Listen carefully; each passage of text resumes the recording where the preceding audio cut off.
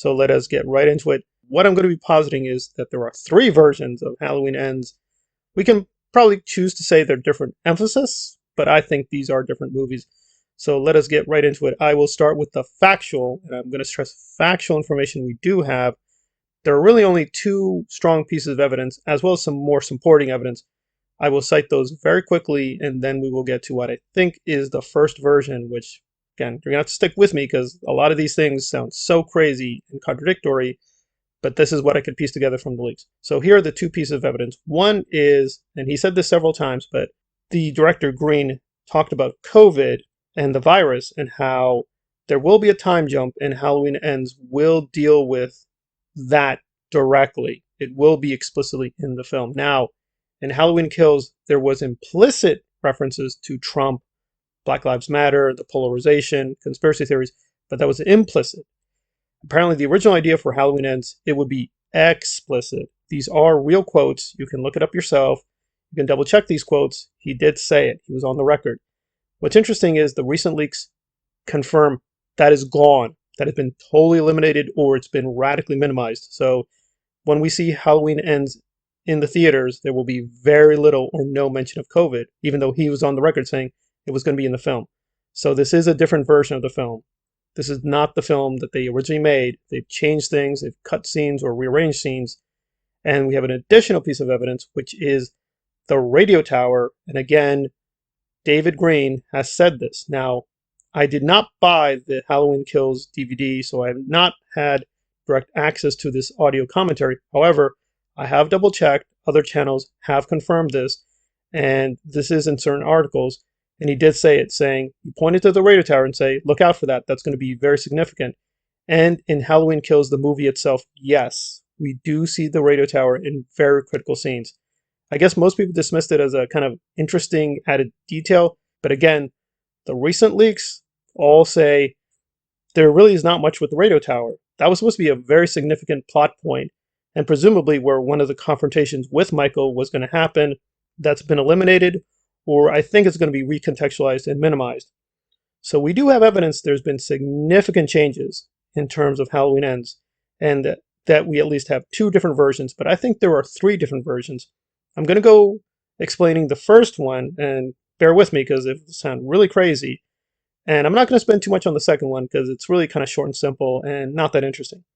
So what is the first version? Well, as I noted earlier, and some people were skeptical, and I think that's what I was drawing on, is the early story treatment. And I'm going to repeat myself. Yeah, Michael was killed off early. Laurie kills him. I think the confrontation took place either near or at the radio tower. And what happens is she kills Michael. She announces it on the radio. And then there's a time jump. And then we get into Laurie doing her memoirs. And it's really, the movie's about her coping with the memory of Michael and struggling with the legacy that it leaves behind. Now, some YouTubers have claimed there is still kind of this imposter Michael who makes trouble. And Jeff Mann on his YouTube channel claims he has access to one page of this original script. And he read it and he can infer from that, yeah, they definitely changed a lot of things. This was not the original plan. Unfortunately, he didn't leave a link, so I cannot confirm that. I have no reason to believe he would lie, but again, I don't have access to that page. But apparently on that page, yes, they were going a very different route than what we're seeing in the trailer and what they're going to release in the fall. But some of these additional leaks are pretty ridiculous and incredible, but I'll go through them. What were we going to get? Well, apparently Michael's parents show up. I'm not sure if it's the mother or father, but Michael Myers' parent do appear. Maybe Laurie interviews them, maybe not. That's unclear. Lindsay does not change at all. Apparently she's just being interviewed by Laurie about the events. We actually see that, right? We have the bar scene. That is it. And there's not much of her. So apparently they didn't really change anything with her. She just gets interviewed. That's it.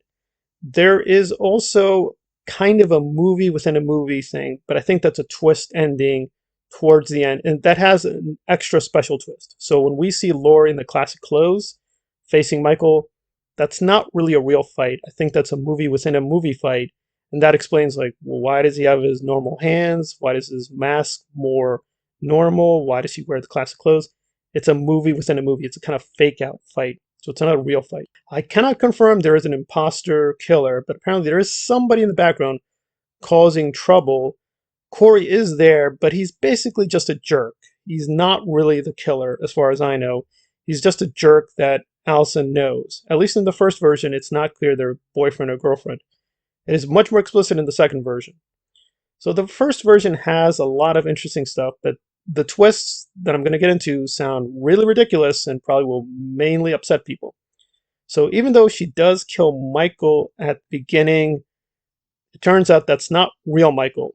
The real Michael was already dead in 2018. He died on the bus. Apparently, somebody just took over his identity. That's the person who did all these killings. Laurie kills that person. So she did kill, quote, a Michael Myers threat, but not Michael Myers.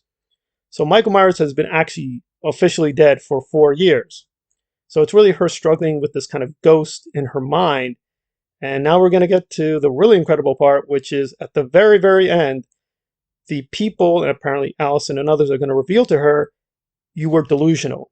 So most of the events we saw in the film were delusions. They weren't real. Some events were real, like Michael being killed, Michael being dead. Those are real, but essentially Laurie is projecting all these threats, including presumably Corey. She's wanting to see Michael everywhere, but Michael is dead. So there presumably may be an imposter, but that's not a real threat. That's taken care of. You have to move on. It's about her getting liberated from Michael, and that's even in the official synopsis. But the thing is, that beginning part, that is the whole film. The early reports that Michael was killed off, we really don't have any Michael, that is true. But again, it's kind of a weird dream, Scream, Nightmare on Elm Street kind of thing, where it's a meta movie, and a lot of it is false memories, a lot of it's fake outs. She does write the memoirs, and I presuppose that what we see, the confrontation, that's the movie within a movie based on her memoirs, and she is playing herself. She's acting out a role. She's not in danger. There is no real final confrontation.